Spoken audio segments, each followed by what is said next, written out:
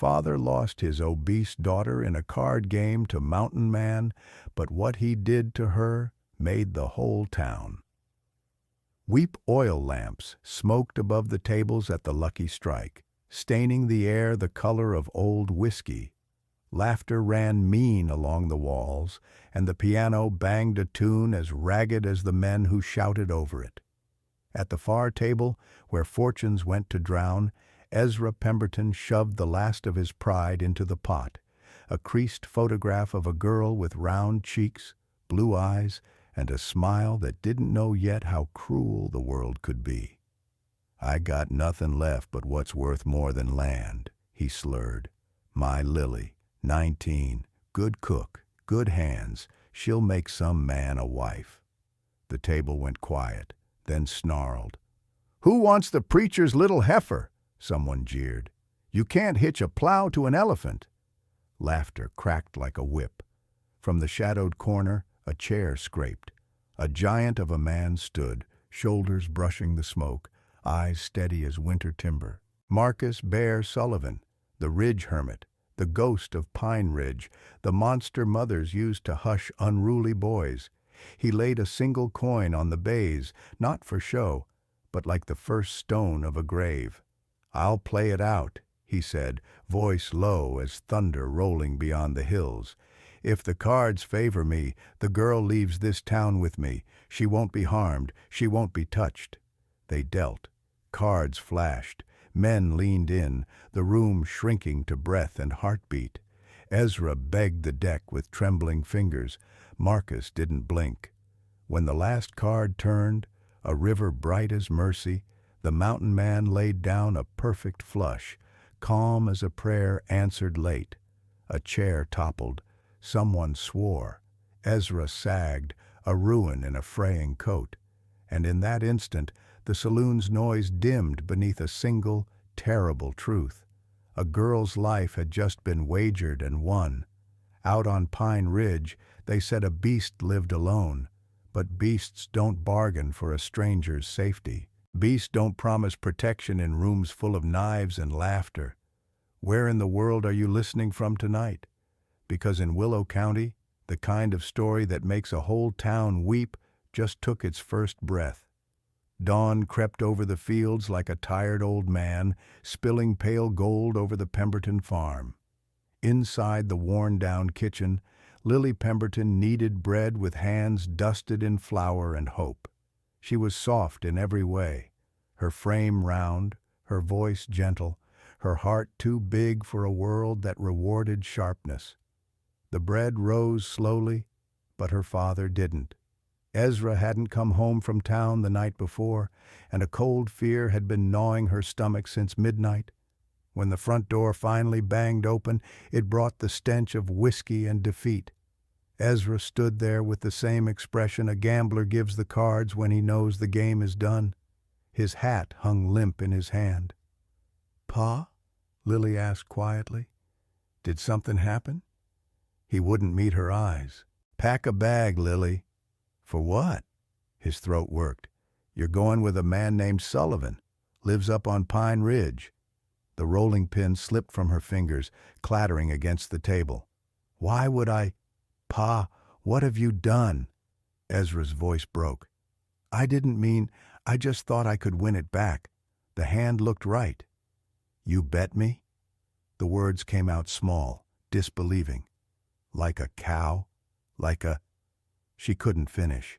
He tried to grab her hand, but she stepped back as if burned. The air between them filled with the ruin of what used to be love. Then the floorboards creaked. The doorway darkened. Marcus Sullivan filled the space, not just in size, but in quiet presence. His coat was lined with dust from the trail, his eyes unreadable under the brim of his hat. Yet when he saw Lily, something softened in his face, as if the mountain wind itself had gentled. "Miss Pemberton," he said, voice deep, slow, "I'm sorry for how this came about. Your father's debts are his own. But I gave my word. You'll come to no harm under my roof." Lily's lips trembled. "And if I refuse? Then I'll leave," he said simply. and I'll take the wrath of those men on myself. But they'll come here after me, and they won't stop at words." Ezra sank into a chair, sobbing. "Lily, please, I can't protect you anymore." The girl who'd never said no to anyone stared at the stranger who'd just offered her a choice, between fear and mercy, between the world she knew and the one waiting in the pines. Finally, she whispered, "I'll go." Marcus nodded once, not in triumph, but respect. "We ride at first light." That night, Lily packed a single bag, a Bible, her mother's locket, and a small loaf of bread. The mirror caught her reflection, full face, red eyes, trembling chin, and she thought, "Who would want me? Who could?" But somewhere beyond the window, a lone wolf howled against the hills, and for reasons she couldn't name, it sounded less like hunger and more like a promise. The cards had been cruel. Yet the story wasn't finished dealing. The next morning, mist rolled low over the valley like a ghost that had forgotten how to leave.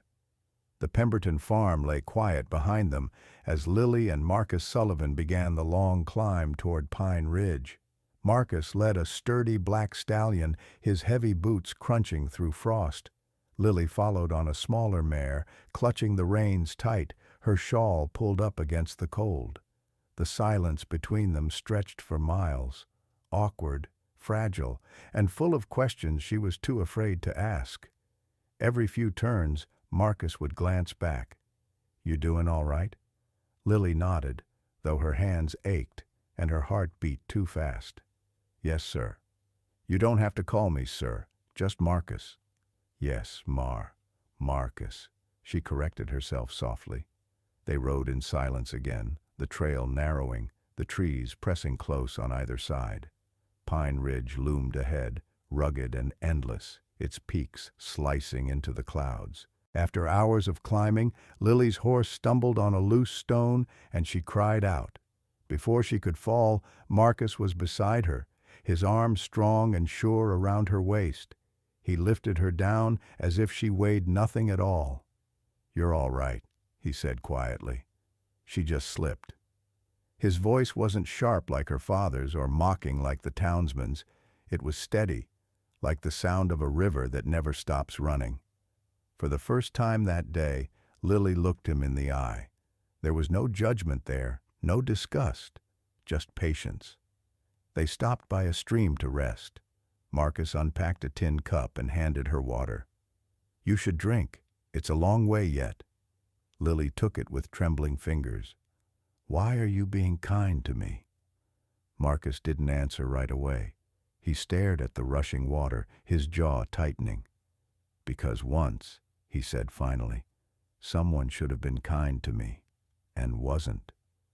They rode again as the sun began to fall, the light turning gold between the trees. Every mile carried her farther from humiliation and closer to something she didn't yet understand.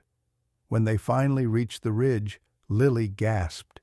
Before her stood a cabin built of thick pine logs, solid and proud against the wilderness. Smoke curled gently from the chimney, and a soft orange glow flickered through the windows. It looked nothing like the monster's den she'd imagined. Marcus dismounted first and extended a hand to her. "Welcome to Pine Ridge," he said simply.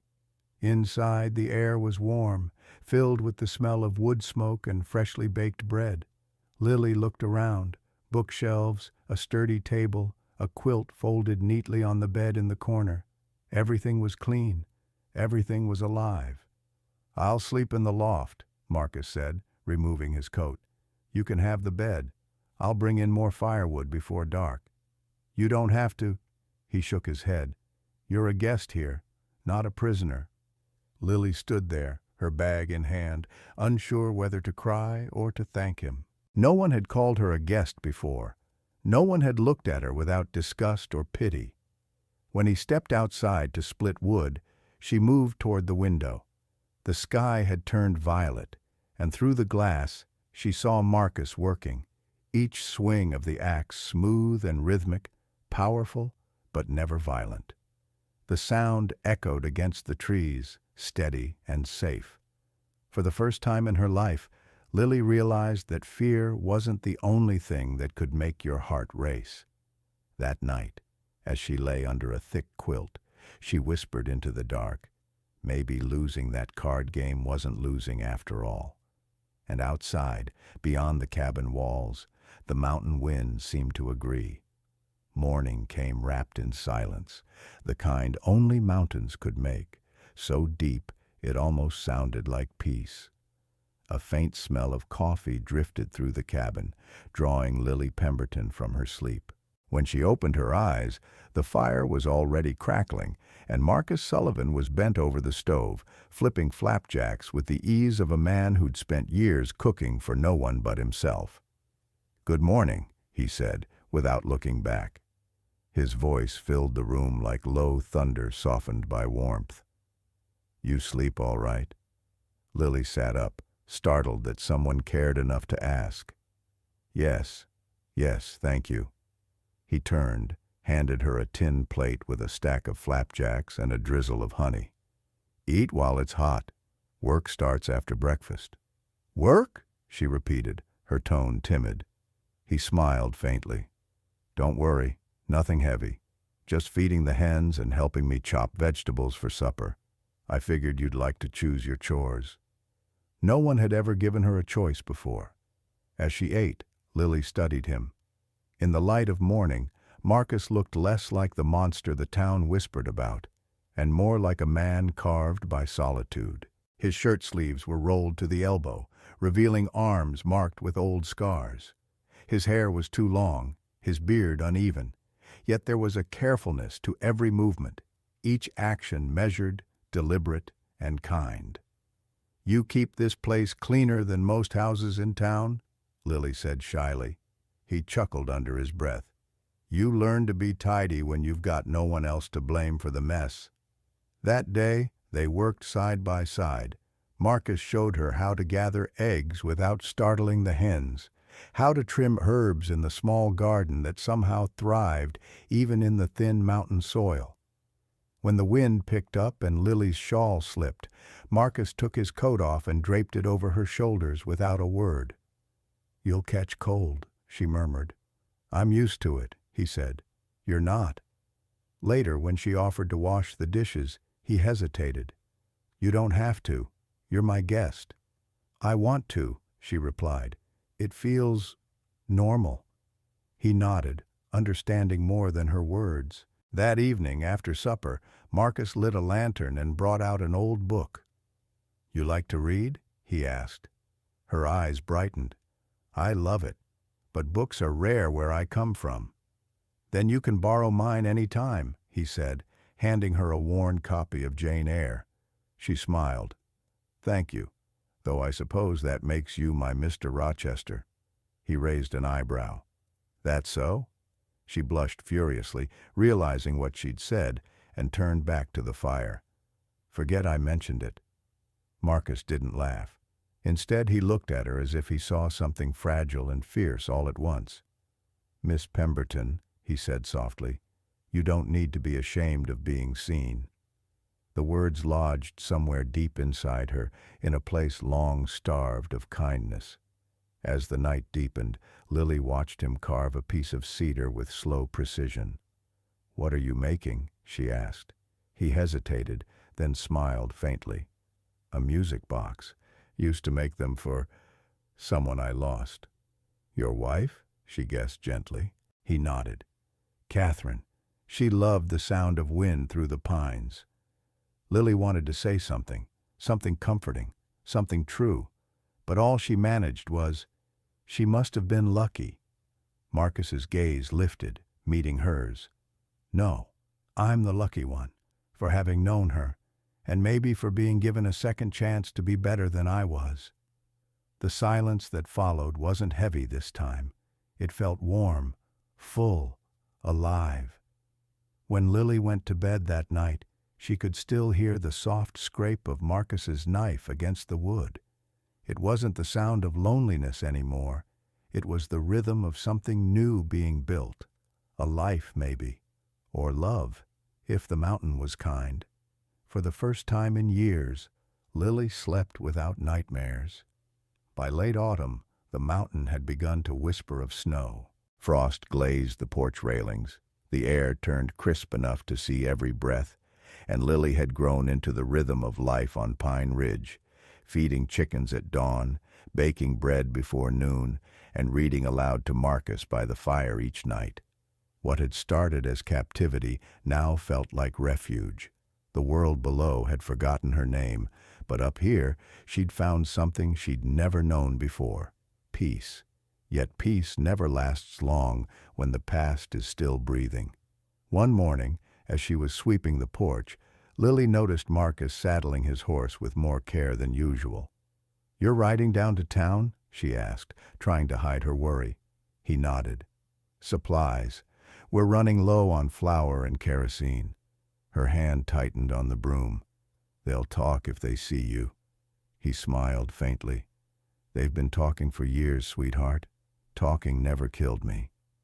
The word sweetheart slipped out like a secret, and Lily's heart stuttered. She opened her mouth to reply, but he had already mounted his horse and vanished down the trail. Hours passed. Then night fell, and Marcus still hadn't returned. When the knock finally came, it wasn't Marcus. It was Sheriff Crane, a thin man with a cruel mouth and sharper eyes. Behind him stood two other men from the saloon, men who had laughed the night she was wagered away. "Well, well," the sheriff drawled, glancing around the tidy cabin. "Ain't this a surprise?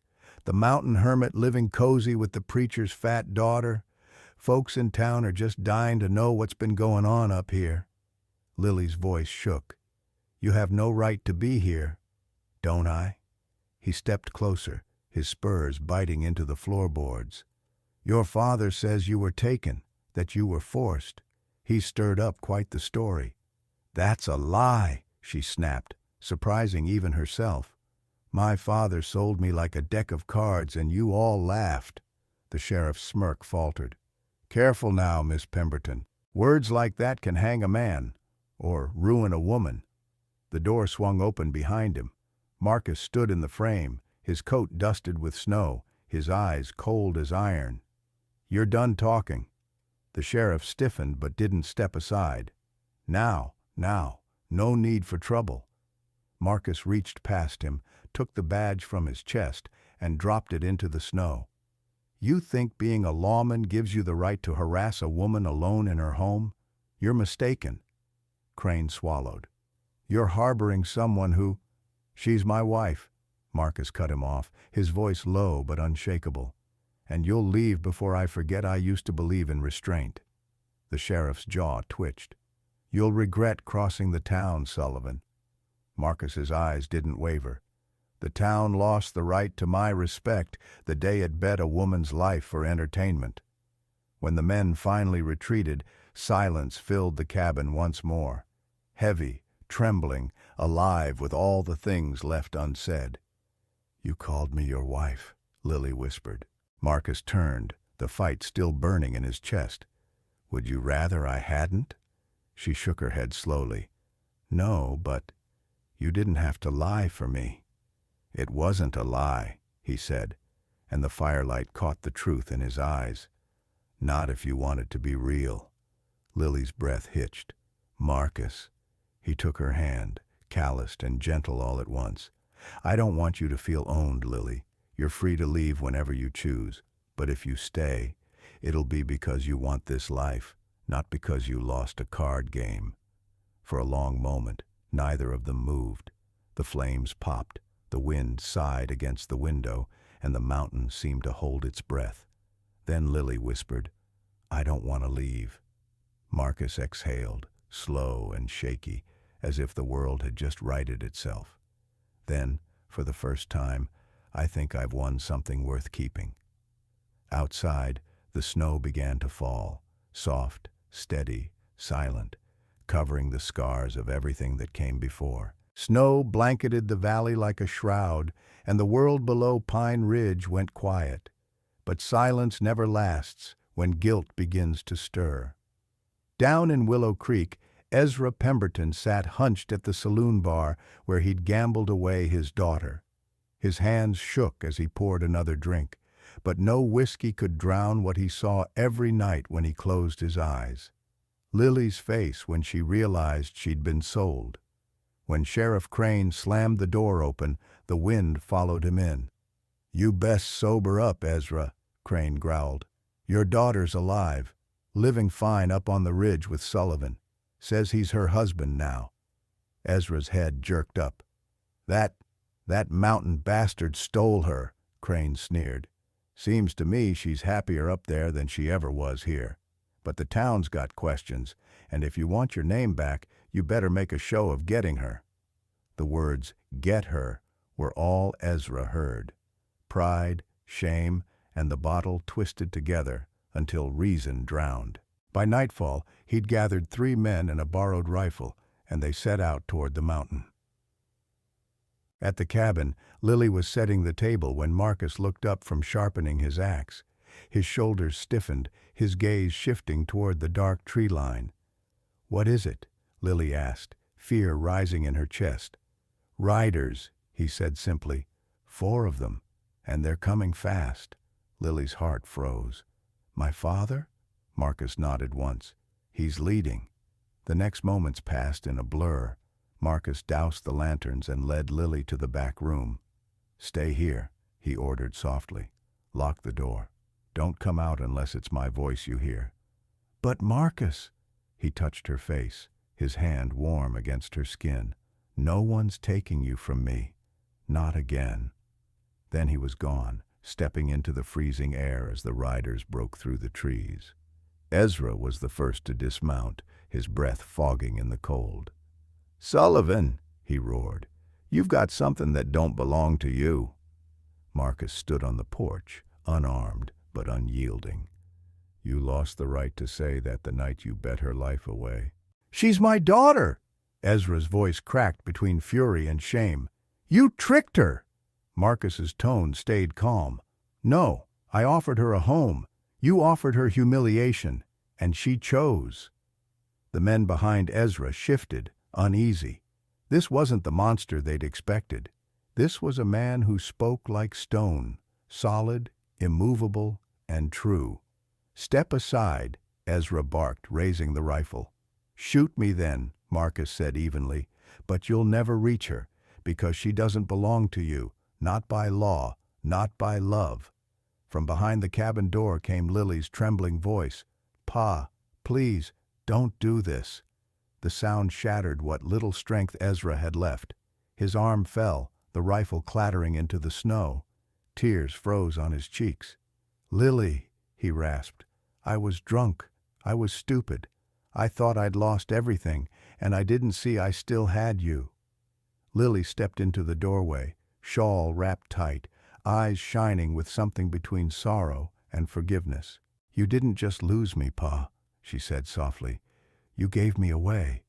But he gave me back to myself." Ezra's knees buckled. Marcus caught him before he fell. For a long while the only sound was the wind sighing through the pines. Then Marcus spoke, low and steady. "You can stay the night. The storm's rising. No one should freeze trying to fix old sins." Ezra nodded, broken and grateful. That night, while the wind howled outside, the cabin became something holy. A father seeking forgiveness, a daughter finding peace, and a man who'd spent years running from the world finally opening his door to it. When morning came, the storm had cleared. Ezra saddled his horse to leave, lingering by the porch. "Marcus," he said quietly, "you treat her better than I ever did. I reckon you've earned what I lost." Marcus extended a hand. "You didn't lose her, Ezra. You just forgot how to love her right." For the first time, the 2 men shook hands, not as enemies, but as men who'd both learned the hard way that love was never something you could win or wager. As Ezra rode away, Lily stood beside Marcus, the winter sun soft on her face. "Do you think he'll change?" she asked. Marcus looked toward the trail, then back at her. Maybe, but even if he doesn't, you already did. She smiled, resting her head against his shoulder. Then maybe the cards weren't cursed after all. He wrapped an arm around her, pulling her close. No, he murmured. They were just shuffled by fate. The mountain held them both, not as captives, but as survivors. And down in the valley, word spread of the card game that ended in tears, redemption, and a kind of love the town would never forget. Spring came late to Pine Ridge that year. The snow melted slow, like the memory of pain taking its time to fade. Streams gurgled through the valley again, deer returned to graze near the cabin. And for the first time since she'd arrived, Lily could hear birdsong instead of her own trembling heartbeat. The mountain was alive again, and so was she. Mornings began with sunlight spilling through linen curtains. Marcus would already be outside chopping wood, the rhythm of his axe echoing steady and sure. Lily would watch from the window, a cup of coffee warming her hands, and think how strange it is to feel safe again. Some afternoons they worked side by side, fixing fences, tending the garden, repairing the old barn Marcus swore still had one more good year left in it. They didn't talk much while working, but their silence was comfortable, filled with the kind of understanding only two people who'd known loneliness could share. When the wind picked up, Lily would hum softly while hanging laundry. "What's that tune?" Marcus asked one day. "Something my mother used to sing when I was small," she said. "It meant everything would be all right." He smiled, wiping sweat from his brow. "Then keep singing. I like believing that." Down in Willow Creek, whispers had changed their tone. The story of the fat girl who was lost in a card game had twisted into something else, something almost holy. People said the mountain man who'd won her had built her a home, not a prison, that she'd grown strong up there, that she smiled now. Even the old saloon crowd couldn't mock her name anymore.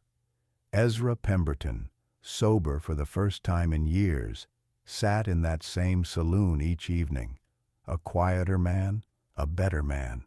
And when anyone spoke ill of his daughter, he'd just shake his head and say, "You don't know what real courage looks like, but I've seen it.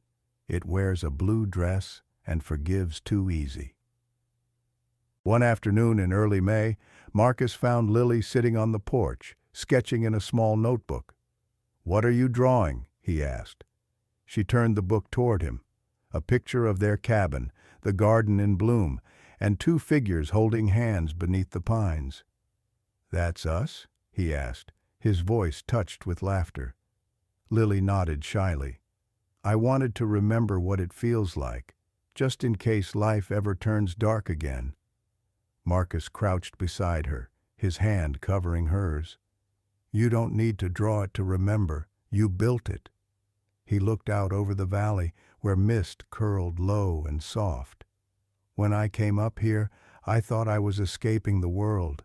But you brought the world back to me. The good parts I forgot existed." She smiled, eyes glistening. "And you showed me I'm more than what they said. I'm not a sin to be hidden or a burden to be carried. I'm me." He brushed a strand of hair from her face. "You're the strongest soul I've ever met, Lily Sullivan." Her heart caught at the sound of that new name, Sullivan, the name she'd chosen, the name she'd earned. That evening, as dusk settled, the cabin glowed golden from within. The table was set for two, bread cooling on the counter, soup simmering slow on the stove. Outside, the first stars blinked awake above the ridge. Marcus sat across from her, elbows on the table, studying her as though the quiet itself had become sacred. "Do you ever miss it?" he asked softly. "The town, I mean. The people." Lily shook her head. "I think I just missed being seen. But here, you see me." He reached across the table, taking her hand. "Always." The fire crackled. The mountain sighed. Somewhere outside an owl called, low and distant. And in that quiet moment, a silence heavy with peace, Lily realized the miracle of it all, that she had been lost in a card game, and somehow she had won her life back. Years later, the legend of the card game girl became something whispered in Willow Creek every winter when the first snow fell. But by then, it wasn't a story of shame anymore. It was one of redemption. They said a father once gambled away his daughter in a drunken haze, and the mountain gave her back, not as a servant, but as a queen. They said the man who won her never took a thing from her. Instead, he gave her everything she'd been told she didn't deserve: respect, safety, and the freedom to simply be herself. And they said that when the wind howls through the pines on Pine Ridge, if you listen closely, you can still hear laughter, deep, warm, and full of life, the sound of a woman who found her voice and a man who learned to listen. Inside the old cabin, life continued in the quiet way love always does. Marcus and Lily raised 2 children, a boy with his father's steadiness and a girl with her mother's smile. The garden grew thick with herbs, the piano played again, and every morning the smell of bread drifted down the trail, reminding travelers that kindness still lived somewhere high above the cruelty of men. Sometimes, when strangers asked how she'd ended up there, Lily would smile and say, "A bad hand led to a good man." Then she'd look toward the window, where Marcus was chopping wood or teaching their son to fish, and whisper to herself, "And a lost game gave me everything I was meant to have." If you stood at the edge of the ridge at sunset, you could see their smoke curling into the sky, a thin gray ribbon against the blue.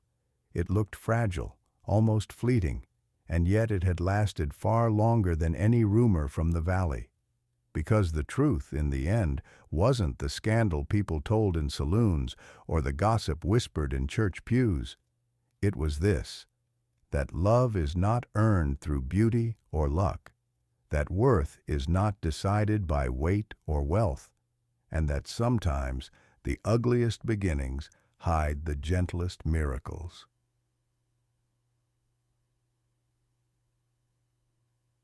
Every story that comes down from the mountain carries a piece of theirs: the scent of pine, the sound of laughter, and the reminder that even when the world calls you unworthy, you can still build a life filled with grace. So wherever you're listening from tonight, across oceans, across languages, across silence, remember this: you are not the weight of what people say you are. You are what you choose to become. And maybe, just maybe, the next chapter of your life will begin where the pain once did, the way Lily's did, beneath the whispering pines of Pine Ridge. Every time I see your comments, the storyteller's voice fades softer now. I'm reminded that stories don't just belong to the people who live them. They belong to everyone who still believes love can heal what cruelty breaks. Wherever you are in the world, if you're still listening, tell me, where are you hearing this story from tonight? Because if you still believe that kindness can change a life, the next story, the next miracle, will be for you.